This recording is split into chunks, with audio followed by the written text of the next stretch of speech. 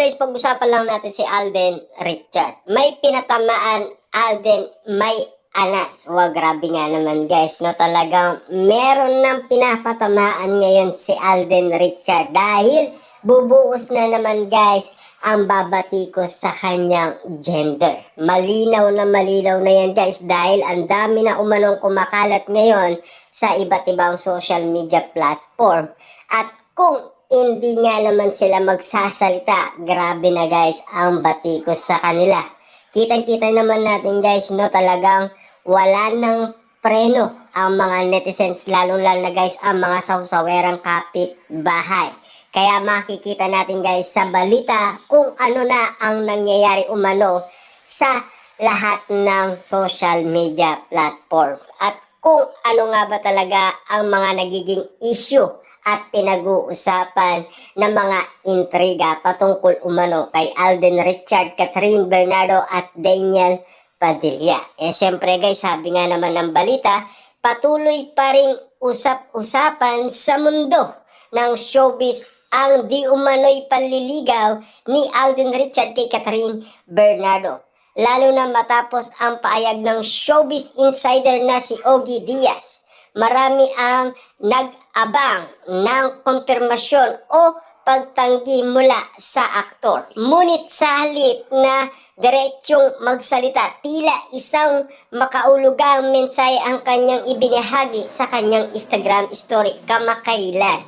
Yan kasi guys ang mga lininaw ni Alden Richard kung bakit nga naman pinapatamaan niya ang mga epal daw sa social media na nagpapakalat umano ng fake news. Siyempre guys, alam naman natin, no?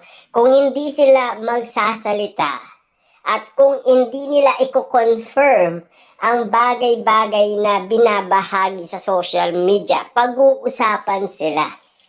Kasi kilala umano si Ogie Diaz, Christopher Min at Sian Gasa. Tinawag silang pambansang marites ng Pilipinas. Hanggang ngayon, nananatiling pribado si Alden tungkol sa isyong ito. At wala pa rin diretsang pahayag mula sa kanya. Hindi rin niya binanggit kung may katotohanan nga ba ang isyong nanliligaw siya sa aktres. Na alam naman natin guys, no, ang nagsalita noon ay si Ogie Diaz na talagang legit daw nanliligaw umano si Alden Richard kay Catherine Bernardo. At ayon pa sa kanya, galing umano ang kanyang binabahagi sa kampo ni Catherine Bernardo. Siyempre guys, maniniwala ang lahat dahil kilalang kilala umano si Ogie Diaz. Kita nyo naman guys, lahat ng mga kumakalat ngayon sa social media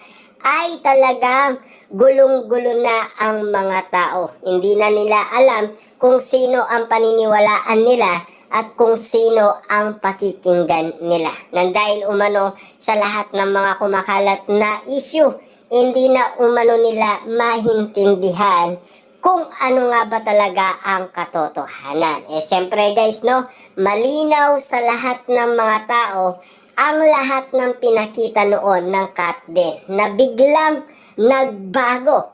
At ayon pa guys sa karagdagan ng balita, dahil dito agad nang umugong ang espekulasyon kung ito ba ay may kinalaman sa mga patuloy na chismis tungkol sa kanila ni Catherine. Maraming netizens ang nagtanong kung ito ba ay patama sa mga patuloy na nakikialam sa kanyang personal na buhay.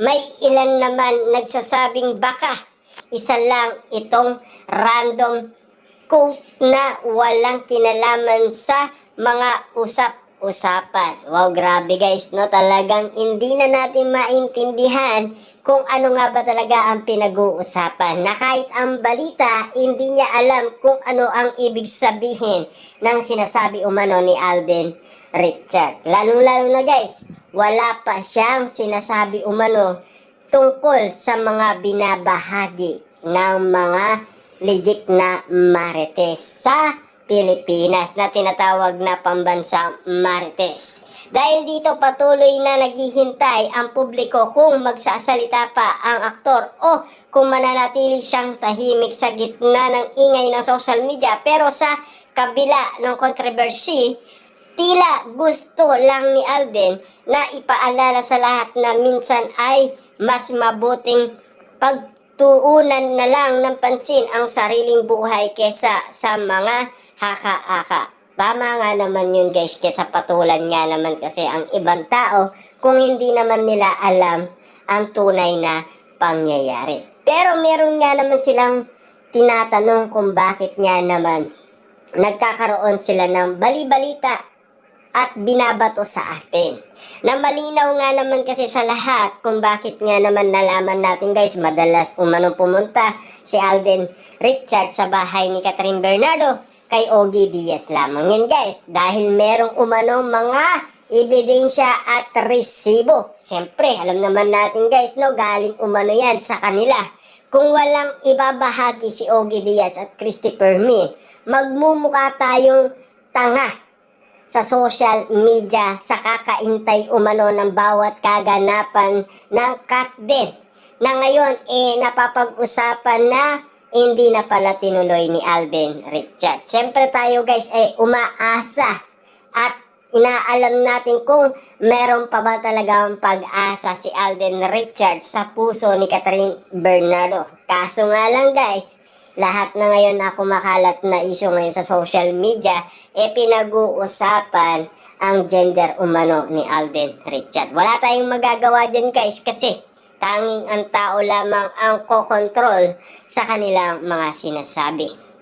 Sa huling isang malaking tanong pa rin ang bumabalot sa sitwasyon, may gusto nga bang patamaan si Alden o nagkataon lang na nag-share siya ng quote, ano ang tingin ninyo?